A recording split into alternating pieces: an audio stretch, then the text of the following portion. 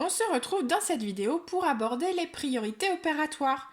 C'est des choses que l'on a déjà vues plusieurs fois. On commence par les parenthèses crochets, on continue avec les multiplications-divisions, puis addition-soustraction. Là, nous ajoutons les puissances. Il va bien falloir les rajouter quelque part dans la pyramide des priorités opératoires.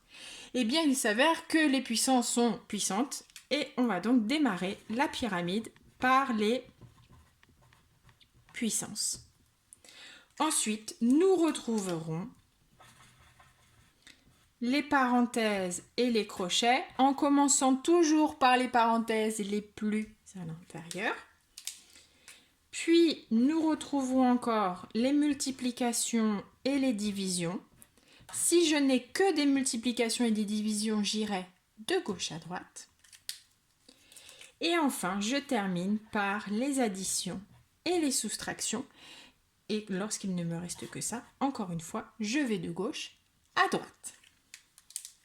Alors, pour cette vidéo, je vous propose comme exemple le calcul de moins 3 fois 5 moins 8 au cube. Je vais commencer par regarder mon calcul. Alors, j'ai une soustraction, une multiplication, des parenthèses, une soustraction et un exposant. Donc ici, j'ai une puissance. Alors, le problème de cette puissance, c'est qu'elle n'est pas pour un seul nombre, elle est pour une opération. Donc, je ne vais pas pouvoir commencer par ma puissance. J'atterris à la deuxième ligne. Je vais donc devoir calculer le contenu de cette parenthèse. C'est donc 2 moins 3 fois, alors 5 moins 8 moins 3 au cube. Alors pourquoi est-ce que je remets des parenthèses? Déjà parce que je vais me retrouver avec deux signes côte à côte et ça c'est impossible, il faut absolument des boucliers. Et la deuxième raison, c'est que là, mon exposant, il est pour tout le contenu des parenthèses, pour donc le résultat de cette opération. Si je ne mets pas les parenthèses, le cube ne sera que pour le 3. Sauf que moi, 5 moins 8, ça ne vaut pas 3, ça vaut moins 3. Donc je dois penser à mettre les parenthèses. Maintenant, je remonte ma pyramide. Souvenez-vous qu'à chaque fois qu'on a fait un calcul, on redémarre à 0. Est-ce que j'ai des puissances? Eh bien oui. Cette fois-ci, j'en ai une ici que je peux calculer. C'est donc 2 moins 3 fois...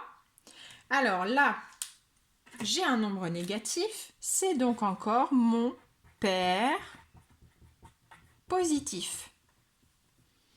Mon exposant, il est impair. 3 est impair, donc mon résultat sera négatif. Donc tout de suite, là, je peux remettre des parenthèses, un petit bouclier entre deux signes.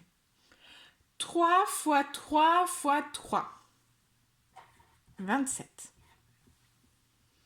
Ok, je remonte ma pyramide. Est-ce que j'ai des puissances? Non. Est-ce que j'ai des parenthèses ou crochets? Alors là, j'en ai, mais ce n'est pas pour un calcul, ce sont des boucliers. Je passe à l'étape suivante. Est-ce que j'ai multiplication, division? Oui, j'en ai une ici. Donc, je vais procéder à cette multiplication. Je pense bien à recopier tout ce que j'ai avant et après. 3 fois moins 27, ça donnera un résultat négatif. Un petit bouclier. 3 fois 27, ça me donne 81. Voilà. Et là, il ne me reste qu'une seule opération. J'aurais même pas besoin de mettre la petite accolade, mais je vous la mets quand même si vous avez besoin. Alors, moins, là, ça va devenir plus. Et là, c'est très facile. 2 plus 81, ça me donne donc 83. Voilà pour la priorité opératoire. À vous de jouer!